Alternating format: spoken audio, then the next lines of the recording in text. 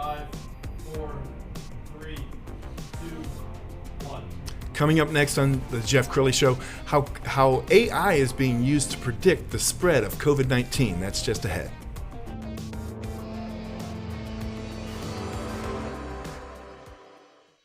Many are predicting that the worst is yet to come, which is unfortunate, said one person here.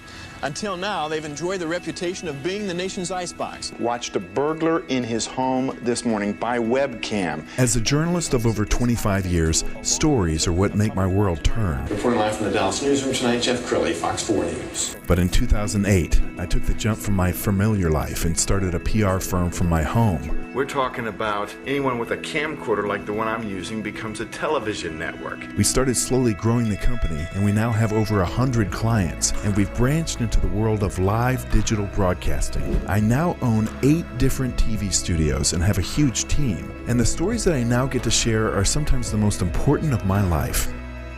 Life has a funny way of coming around full circle. This is the Jeff Crilley Show. Well, obviously, everybody who's on the front line of healthcare is a hero right now. And one of the unsung heroes is with me in studio right now, Aida Somun. She is the Chief Operating Officer of PCCI. Thank you for coming on the show. Thank you, Jeff, for having me. Yeah, now that stands for Parkland Center for Clinical Innovation. That's and right. When I say unsung hero, I didn't know you guys existed. Well, thank you, Jeff. But you guys have been here for a while. We've been here for a while. We were part of the Parkland Health and Hospital System, and in 2011 became our own subsidiary 5013C. And we work with Parkland very much in the community, but also other healthcare organizations. So I said in the tease that AI is being used to help predict the spread of COVID-19. That's kind of a broad generalization, but talk to us about how PCCI helps. PCCI, in a nutshell, we utilize big data to solve healthcare's most complex problems. And we all understand that health doesn't begin in the healthcare setting. Health is where you live, where you learn, where you pray, where you play, and it constitutes 70% of your overall health. So we're strong believers that data and utilizing data outside of just your medical record, like your social determinants of health of where you live, needs to be put in context, and a large amount of data about your health is processed to really cater to you and provide the best care possible to the individual to improve their health. And you were telling me off camera that these last few months have been very busy for you guys because you've been working with the county to get the information out to the public. You're identifying hotspots, and then you said something about text messages. Tell me that story. That's right. So COVID, as you know, came upon us as a big surprise. None of us could have predicted that, but once we understood that we had the ability to take the data that through the work with the Dallas County and the Parkland Health and Hospital System, we are able to hotspot or geomap where the positivity rates are the highest in our community. And with that work, issue or send teams to perform testing in those areas to prevent spread.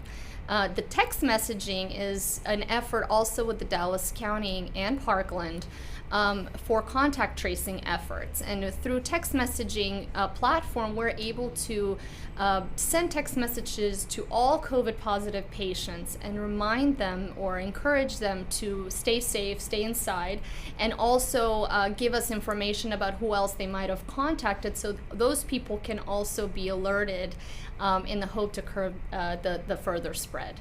And your fine work with PCCI has been recognized. I know that you've won the Malcolm Baldrige Award, and you were just recently named by the DBJ one of the Women in Excellence, Women in Business Awards. Congratulations on that. Thank That you must so have been much. Quite an honor. It is a very big honor. Honestly, I did not expect that I would be awarded, and I'm very humbled that I'm able to represent PCCI in that light, and also encourage other future women leaders in healthcare and in technology and business to one day follow that lead, and that we can mentor those students and women in business. Well, as long as we're talking about students, I came across a great video on YouTube, and it talks about your summer internship program. Let's go ahead and roll that. Sure. Parkland Center for Clinical Innovation SAC Summer Scholars is one of North Texas's most prestigious internship programs. With a focus on bringing women into this industry, the internship program offers a platform that gives women a chance to learn side by side with some of the top minds in the data science and clinical world. I am extremely proud of this class, especially because of all the differences and the challenges that we had to face with being virtual, with COVID-19. I was very excited to really see that how much each of the interns really jumped into their project just absolutely enthusiastically. Working at PCCI was definitely a challenge. Before this, I had only looked at data from a textbook, which is always straightforward, but real data, nothing really goes how you expect it. So it's definitely a challenge. The analyses that I do are taken by the provider, Yolande, and she will take those results to her meeting with the other organizations, and she will discuss the results, and that really makes me feel that I'm doing something that is readily applicable and used in the real world. It's really rewarding being able to truly make an impact here. Because I know that the code I'm writing can be used to learn more about the pandemic we're all facing and has the potential to tangibly improve lives. I learned a lot about about the industry practices of developing code, such as logging, and also I learned about developing data visualizations, such as geomaps and the dashboards. The most rewarding part of my internship was the experience. I got to work with real-world data and help solve real-world problems. I compiled COVID data into different graphs and charts to be able to find trends and locate solutions for this virus. I think this is very unique, and I'm very proud to be a part of this whole internship program. So appreciative of the work that the students have done and the interns help us advance the ball in so many different ways, and it's been fun just like any other year. We wish you all the best, and we hope to see some of you again next summer. We want to give our thanks to all of those in PCCI, Parkland, NAF, and SMU for their support with this year's intern class. We especially thank the hard work and diligence the individual interns demonstrated while working on programs that made a difference in our communities.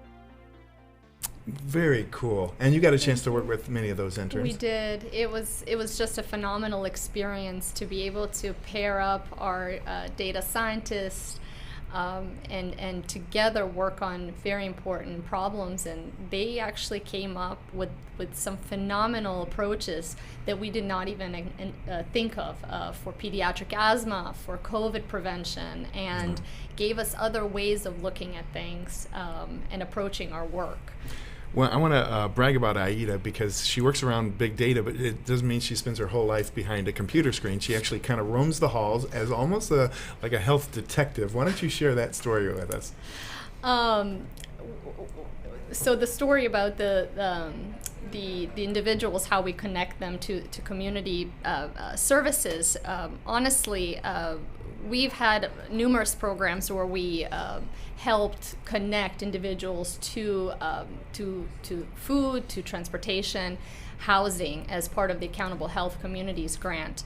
And I myself walked the halls at Parkland Hospital to understand what the barriers are to health. And I've spoken to individuals, and what I determined working with the team is we've had the luxury to spend 20 minutes talking to individuals in healthcare setting, in the rooms, to ask them about their life and understand what really bothers them and where the barriers are. And when we came to find out that people share their vulnerabilities with you, and when you establish that connection, physicians are not always able to have the time to spend that. And through that, we understand that there are a lot of folks that need food, that need transportation, that need housing, and as part of the grant, we've connected them to those services.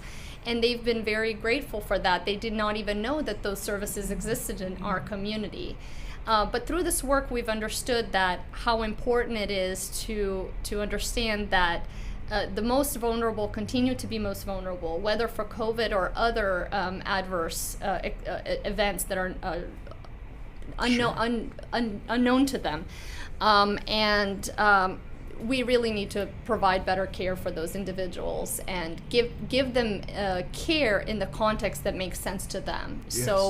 So when you provide predictive models, and the work that we take a large amount of data needs to be also put in the context to the individual that you're providing that care to. So for example, if you know that the individual has diabetes and you're giving him diabetes medication, you have to understand, does he have a refrigerator to store that medication in?